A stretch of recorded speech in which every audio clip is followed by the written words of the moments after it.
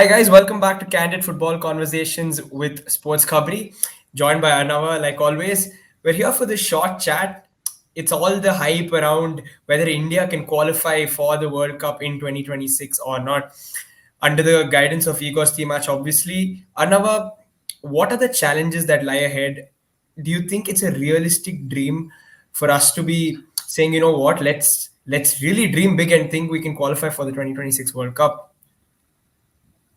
I think there are two or three points, Rahul, that have to be mentioned first before we go in a little bit more into depth into this. Yeah. First of all, just from an analytical standpoint, India's never made the third round of Asian qualifiers for a FIFA World Cup.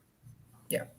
That's reality. The closest we got was in 2001 for the 2002 World Cup, where India was in a group with the United Arab Emirates, with Yemen, and with Brunei, Dar es Salaam.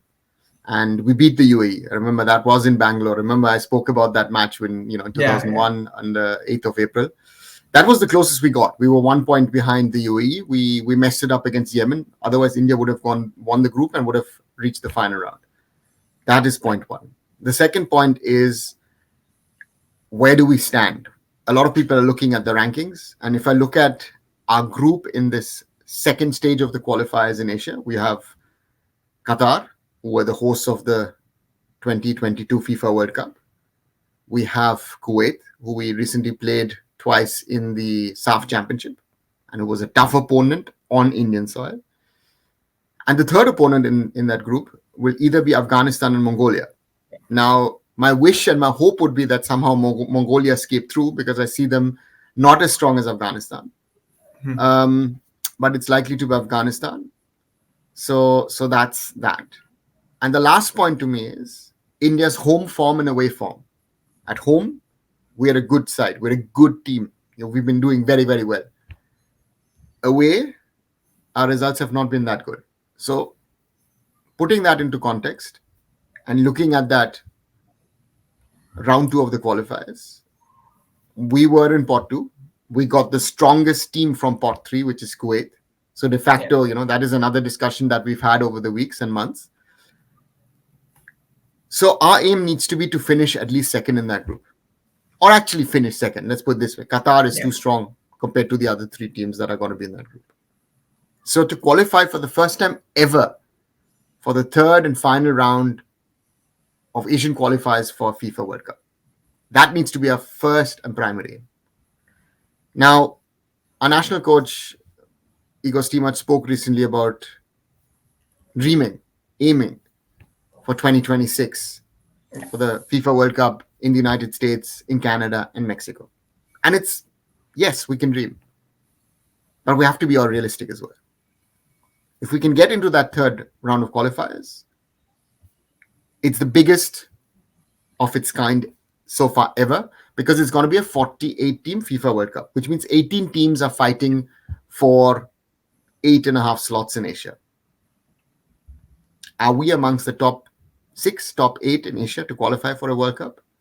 We are 18th. So in theory, theory will not work, because there will be teams from pot 3, maybe even from pot 4, making it to that final round. Where do we stand in that? Yeah. And there needs to be quite a bit of development of the Indian football team over the next 12 months. Again, we've got a lot of matches. We've got the Asian Cup in January, but up to next summer, when the qualifiers of group stage 2 end, we need to be a much, much stronger national team. So these are realities. Can we dream? Yes. You and I are Indian football fans. We would love to see India in 2026 in that World Cup. Not only us, millions of Indians. And again, a lot of people who don't follow football at the moment would most probably follow football if India qualify for a World Cup. And it most probably will be, a change of things. And to bring up an own quote of mine that has been quoted by Sky Sports UK, by my friend Dave Trahan in an interview, I had said to Sky Sports, India needs a World Cup. India needs to participate in a World Cup, not only for itself, but I think for the whole of South Asia, for football to explode. It would be our sort of potentially our cricket World Cup moment, Yeah. the 1983 moment for Indian cricket, which took India to the next level. Or later on Bangladesh cricket when it was allowed to play Test cricket and ODIs, where it pushed football to the side. So these are the realities. I'm a dreamer. I'm someone positive, but I've become sometimes, yeah, the realist in me, the not thinking with the heart but thinking with the brain.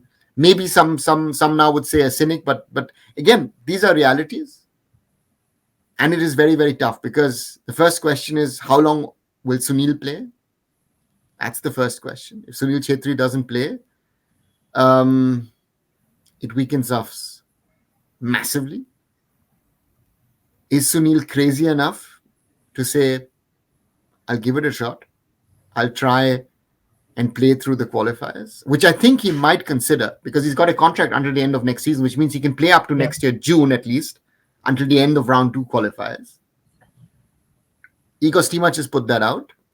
Now, that's a different discussion of if the AFF needs to discuss now or the next 2-3 months contract extension with the coach with the Asian Cup coming up. I think that's to me is a non-starter because let the Asian Cup go by and then see where you stand. So all of these factors are there. But I still think with an expanded World Cup, with so many slots up there for grabs, even for India to get into a 12-team round three of the Asian qualifiers would have been very, very difficult to somewhat unrealistic, except if we were able to pull off upsets, which we could have done in the last cycle. We drew Qatar. We were Yeah. winning against Oman at home, but then lost 2-1. So, these things are all realities. But we need to take that next step. And that is the biggest problem, not only of the Indian men's national team, but generally also the women's, the junior national teams, where we've had opportunities to go on to the next level, but we sadly have not made it. So therefore, I hope this June-July window was a stepping stone for Indian football. Yeah. There seems to be a new um, bonding, togetherness, camaraderie in this squad. I hope that builds, they improve as a team, they improve as footballers. And let's get into that final round three. And then we can dream. If we are in round three, let's dream. Let's wish for India to qualify for a World Cup. Yeah. This is I something don't. which, yeah, sorry. No, no, nothing. Just I just wanted again, just for people who probably don't understand what happens after this. What happens in round three? If we do make it, then what do we need to do to qualify? So round three will be divided into three groups. The top two teams from each group qualify, which means 18 teams divided into three groups. The top two in round three directly qualify for the World Cup, which means normally our usual suspects, which means Japan, Korea, Australia, Iran, the Saudis. Those would be the top five to me who've regularly gone to the World Cups in the last few editions. Then Yeah. you have that sort of second batch of teams with potential. We talk about Uzbekistan, Qatar, Iraq, those kind of sides. Um, and then there are these sort of, yeah, the teams on the level of an India who will get into that final round. And the aim is, okay, can you finish somehow third? Because the top two qualify. The third teams will have to play against each other. There will be continental qualifiers as well. So you might face teams from other parts of the world. But are we good enough to finish third? That's the challenge. But again, if we get into round three, let's start dreaming because 2010, North Korea played a World Cup. And who would have thought that North Korea, of all nations, would be able to play in a World Cup? So therefore, um, it's dream time. I mean, if I counter ask you, as someone, of course, who's now following Indian football much closer, but again, you're also a fan. How do you see it, Rahul? How do you envisage 2026? Is that something that we can aim for, or is it another pipe dream? I mean, it seems a little too far at the moment, but again, I am somebody who likes to dream. Like you said, you said you like to dream. I love to dream too. And again, like you mentioned, I don't know. I think one person who has to be there around most of the journey is Sunil Chetri, because just in terms of quality, I don't think we have anybody close to him. Just in terms of quality, his I mean, I remember I brought this up even when India scored the equalizer against Kuwait in the final. It was Sunil Chetri's perfect touch, the quality of the pass to Sahal, just it was absolutely perfect. The deftness of the touch, It was the weight on it. alertness. Sunil's alertness Yeah, was that, the touch is the one thing, but the alertness to actually play that ball in the way he did. yeah, exactly. Otherwise Sahal would have never gotten a chance to pass it on, and and for Changte to Yeah, score. and I think it was first. It was his first touch. It was a first time pass, and just that quality. I think that kind of shows you where he stands compared to the rest of the Indian side. And if India has to do something special, he has to be there for a large chunk. If he is there, and like you said, if we make it to round three, then yeah, let's start. Yeah, I think we can start to dream. Although even then, it would be extremely difficult. I mean, what's wrong? You can dream, and if it doesn't happen, it doesn't happen. It's okay. But I yeah, think, yeah, and again, sorry, yeah, please. no. I was just saying. I think Yeah, it's good to have a lot of fans with hope, because I think then if we make it to round three, that itself is big news. And like you said, that India's cricket movement in football probably comes if we make the World Cup. But I think a huge moment will come if we make round three, because then a lot of people will suddenly wake up and be like, oh, okay, you know what? Something could be brewing here. Yeah, that's my I think take.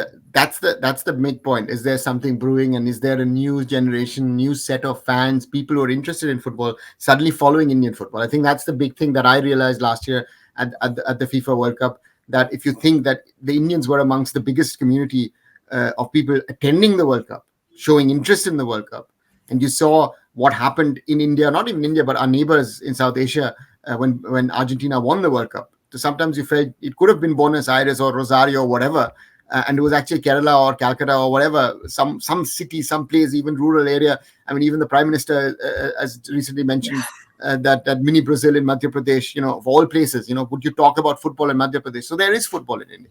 But the point is that, again, I think very, very crucial for us. Round three, that needs to be our aim for these qualifiers. And that level of exposure we would get against top Asian sides, that is something which is sort of lacking, because we play one team every cycle which is strong, others aren't that strong. So that's the thing. And again, Kuwait will be a tough team to beat, and we need to work on our away form. And if we can get those things sorted, um, let's dream and let's go all the way to the World Cup in 2026. Maybe too early, but I think the exposure, because the team is also young, maybe that exposure could help for 2030 to realistically give a push for the World Cup. Adava, just again to wrap up, where does India finish in round two? For me, and I'm not looking at the rankings, I'm just looking at also watching India play Kuwait live. Kuwait will be the one to crack. To me, if we can beat Kuwait and whoever is the other qualifier at home, those 6 points are needed. And we need to ideally draw Kuwait away. Yeah, That would be, if we can get 4 points out of Kuwait, I think we're through. And that needs to be our aim. Try to finish second. If we can upset Qatar and again hold them maybe to a draw, lovely. But that, I think, to me, getting points against Qatar are bonuses. For me, the aim has to be to finish second in the group. Everything else doesn't matter. We need to get into round three, whatever may. And it's not a question of what kind of football, this and that, everything. No, the results count. So therefore, that is something which I realize is going to be the key element for us. If we can get into the third round,